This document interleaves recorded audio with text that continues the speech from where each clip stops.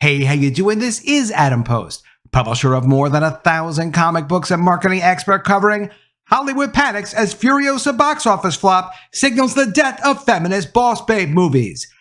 Let's get into the story. Before we do, please be sure you are subscribed to the channel. Click the bell for notifications, give me a thumbs up, I really appreciate you guys. Coming from Zero Hedge, Furiosa box office flop signals the death of feminist boss babe films. And coming from Breitbart, Furiosa kills Mad Max franchise, sequel put on hold after mega flop. And from the industry Bible themselves, The Hollywood Reporter, Furiosa box office puts brakes on George Miller's next Mad Max movie. Miller already wrote The Wasteland as part of the development process for Fury Road, but it may not get past the starting line. It's not getting past the starting line because these boss babe movies, these feminist tough female character movies that nobody can actually relate to, like Captain Marvel, like this new Mad Max, don't make any money. They've been doing this for about 10 years now, and they've figured out ultimately it's not going to work. They've lost as much money as they can lose, and it's not going to continue. A decade in the movies is a lifetime in terms of popular culture. Back in 2015, the future of American film and television still seemed bright, with a host of box office winners every year making billions of dollars per production. However, something sinister was bubbling under the surface in Hollywood. Maybe it was the 2 terms of Barack Obama and far-left politics that spurred the change. Maybe it was a confluence of random coincidences. Maybe it was the threat of a possible Donald Trump presidency. Or maybe the social engineers simply decided it was time. But from 2015 to 2016, everything changed in Tinseltown. The entertainment industry has always been overly progressive in nature, not to mention perpetually degenerate. But this new wave of woke collectivism was something entirely different. Someone turned the propaganda dial up to 11. Since then, media companies have been on a relentless campaign of DEI, diversity, equity, and inclusion. Their goal? To saturate every corner of pop culture with feminism, critical race theory, and LGBT indoctrination to the point that it's impossible to walk into a movie theater or turn on the TV without being psychologically molested, a problem that Hollywood is famous for. The agenda went even further than that, though.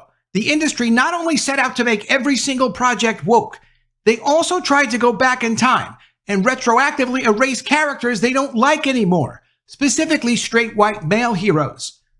If they can get rid of your heroes, you have nobody to aspire to be. You have no examples. At least not from media, not from literature. All of your larger-than-life figures are nonsensical figures that people can't relate to. The boss babes. In December of 2015, Disney's feminist Star Wars series was launched with Force Awakens, and Sony went even more obvious with their all-female Ghostbusters cast in 2016. The rise of the boss babe trope was at hand, and an army of infallible, all-powerful, and insufferable Mary Sues was unleashed. The trend started with reboots, movies and shows with no originality that replaced popular male protagonists with less interesting female characters. Those people that tracked the drama around Ghostbusters might recall that establishment journalists lost their minds when the movie's feminist messaging was highly criticized. Fans constantly were attacked as bigots. And of course, as toxic males. Production companies were simply stealing the stories of beloved classic blockbuster films and putting women in the primary roles. While there was more attention surrounding Star Wars and Ghostbusters, there was another movie released in 2015 that some commentators warned about, a movie that launched the feminist subversion trend using what we now call the bait-and-switch strategy. That movie was Mad Max Fury Road. To be sure, plenty of people at the time enjoyed Fury Road, and still do. It wasn't widely known that director George Miller's wife was reportedly a militant feminist, and he had also adopted feminist politics later in life. Miller told Vanity Fair in May 2015, quote, "I've gone from being very male-dominant to being surrounded by magnificent women. I can't help but be a feminist." This might explain why Mad Max Fury Road is strangely devoid of the popular Mad Max character for a large part of the film. Instead, we're treated to a badass boss babe in the form of a new female protagonist called Furiosa. Critics at the time warned that Fury Road was a feminist bait-and-switch, using an original popular male character as a vehicle to promote his eventual female feminist replacement. Almost 10 years later, we now have come full circle with the theatrical release of Furiosa, a Mad Max saga, proving the critics right. Audiences mostly ignored Fury Road's bait and switch in 2015, maybe because people had no inkling of the woke agenda behind it. In 2024, things have changed dramatically. Movies are worse in terms of propaganda, but at least audiences are now savvy to the game and they aren't paying to be brainwashed anymore. No one wants to see a Mad Max movie without Mad Max, and it would appear that the era of the boss babe is dead. Furiosa officially flopped hard at the box office with the lowest Memorial Day weekend performance in over 30 years. The film's opening draw is being called disastrous, even by the Hollywood media. Its budget is estimated at around $300 million, including marketing and promotion, yet it only netted $30 million in the long holiday weekend. That's 4 days.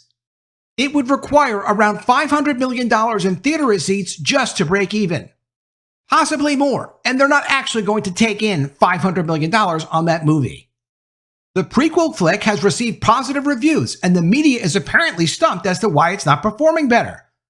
Some analysts blame inflation and the higher cost of living, making recreational spending more difficult for most families. Some studio executives still blame the pandemic, believe it or not. The problem is that these theories have been debunked. Certain movies have performed very well in the past year, which means the public is still hungry for entertainment. They just aren't hungry for Furiosa. With the exception of the Barbie movie, a feminist movie marketed as a romantic comedy that ultimately had no romance in it, every feminist film is now bombing. There is no money to be made in these endeavors, and all that sweet ESG cash has dried up. These movies are losing a lot of money. You see what the Marvels did to Disney. You see what the Marvels did to Disney's plans for Snow White and future Marvel movies. They would love to continue doing movies like this. They could care less if they don't really make money, but they have to at least break even or come close to breaking even. Every time one of these movies loses $100, $200 million or more, it upsets their plans, and they can't just keep doing it again and again. You can imagine if Disney had put out Snow White, what kind of condition they'd be in right now.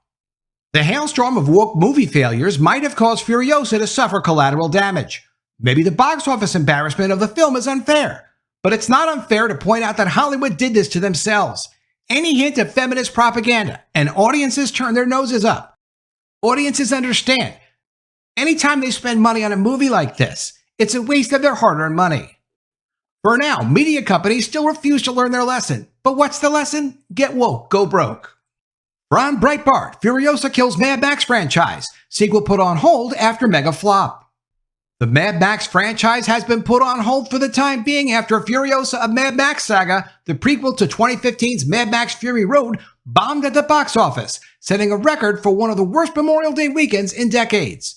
With a production budget of at least $160 million, Furiosa grossed roughly $70 million in the global box office this past Memorial Day weekend, putting it way behind the needed break-even mark, not including marketing and promotional costs. As a result, the studio has halted plans on director George Miller's Mad Max The Wasteland, an intended sequel to Fury Road, according to The Hollywood Reporter. From The Hollywood Reporter, Miller wrote the scripts for both The Wasteland and Furiosa as part of the development process of Mad Max Fury Road, the 2015 Warner Brothers film that became a surprise awards season juggernaut, winning 6 Oscars, and which became an instant action classic. The Wasteland would follow Max Rokitansky in the year before Fury Road, and is said to involve a young mother and naturally include plenty of action. On Fury Road's opening weekend, the split was 60% male to 40% female, according to sources with access to exit surveys conducted by Post Talk. But Furiosa's audience was 71% male and 29% female, a worrisome decline and a startling number for a feature marketed as a female-driven vehicle. They're making these movies to live out feminist fantasies, and that's fine, but it's not going to make any money. You're going to do a big-budget feminist fantasy? Really? It's not what the culture wants. It's not what the culture will go see. It's not what they're willing to pay for. They're not going to keep making these. And the fascinating thing about this sequel is they've already stopped the sequel in its tracks. Director George Miller told journalists in early May that the fate of his intended Mad Max sequel would depend on how well Furiosa performed at the box office. Despite the poor numbers, Furiosa at least has scored well with those who have seen it, earning a respectable 7.9 rating on IMDb as of this writing, and a 90% audience score on Rotten Tomatoes. As to why the movie likely failed, insiders and marketing experts pin it on the fact it aimed to be a Mad Max movie without the titular character. One theater executive said that the studios have likely been betting too much money on them and would fare better if they'd lowered budgets with catering to its specific fan base. Or you could just put Mad Max in a movie where people expect to see Mad Max. It would be that simple. They did the same thing with Black Panther. Black Panther Wakanda Forever was not about Black Panther. It was about the world of Wakanda. That should have been the title of that movie. According to Disney's reported numbers, Black Panther Wakanda Forever did okay, but it didn't do as much business as the original movie, and they have no idea how a sequel would do if they did a sequel to Black Panther Wakanda Forever. And the reason they don't is, how are they supposed to judge how the audience would react to it? Who would even be in a Black Panther Wakanda Forever sequel? Would it be Black Panther? Your guess is as good as mine. And at this point, your guess would probably be as good as Disney's. Quote, IP like Mad Max and Ghostbusters is old, and they have the fans they're going to have, according to one executive. If studios can budget to that, they might make some decent money. Quote, I think Furiosa suffered without Charlize. People who see the movie love it. The problem is getting them into the theaters. She would have been better able to do that, another studio insider said. Well, Fury Road was an outlier in the series. It also had a hot young star and a huge female star. 9 years later, it had neither, said another Hollywood executive.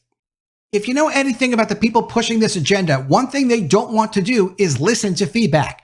They don't want to accept what people say, what people do, what people think in response to them pushing their agenda. But at some point, they did stop making female Ghostbusters movies. And at some point, and that point is now, they've put on hold the sequel for Mad Max. Why would they put on hold a sequel like that? Because it didn't make money. It got destroyed. Customers are familiar with the game they try to play, to give you something that you never asked for because they want you to believe that this is what you're supposed to pay for. This is what you're supposed to like. They're going to have to be more honest about what they're doing with their movies and what they're doing with their brands. Because when they're not, they just lose a couple of $100 billion every time they do it now. In 2015, they got a pass. Fury Road was a good movie. People were curious to see the next Mad Max. And the bait and switch game of swapping out a female character for what was expected to be a male character hadn't been done that much yet. After almost 10 years of pulling the same game time and time again, people have had it. They will not pay for it anymore. Let me know what you think of all this in the comments below. Always love to see your ideas. Please be sure you are subscribed to the channel. Click the bell for notifications, give me a thumbs up, and I'll see you again soon with another story. And if I don't see you, I will miss you.